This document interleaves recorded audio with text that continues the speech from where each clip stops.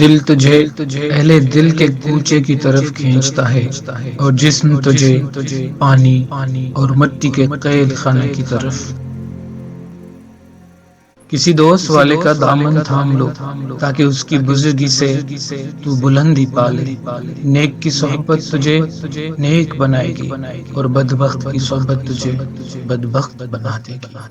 صرف پیسہ ہی رزق نہیں بلکہ عقل، ادب، چہرہ، اولاد اور علم بھی رزق ہیں، اور بہترین دوست بھی رزق میں شامل ہے۔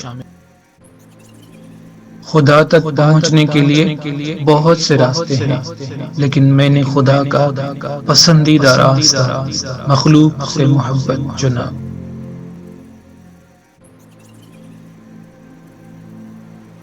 جو بے وفا ہے وہ خالص زہر ہے۔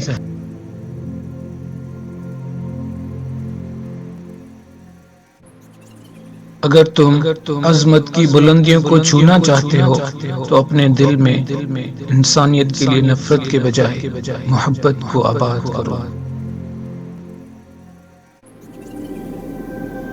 برے انسان سے بچو، کیونکہ برا انسان لوگوں سے حسد اور کینہ رکھتا ہے۔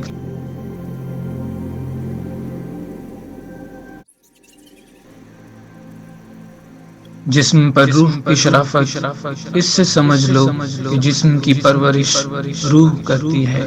بغیر روح کے جسم کس قدر ذلیل شے ہے کہ اسے مٹی میں دفن کر دیا جاتا ہے۔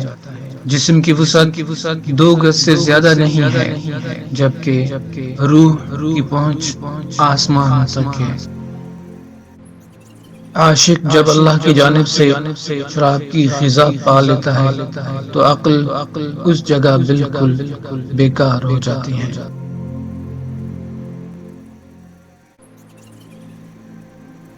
تھوڑی عقل عشق کی منکر ہوتی ہے۔ اگر تم چاہتے ہو کہ جس سے تم محبت کرتے ہو وہ بھی تم سے محبت کرے تو تم صرف محبت کا مطالبہ مت کرو بلکہ خود بھی اس سے پیار کرو۔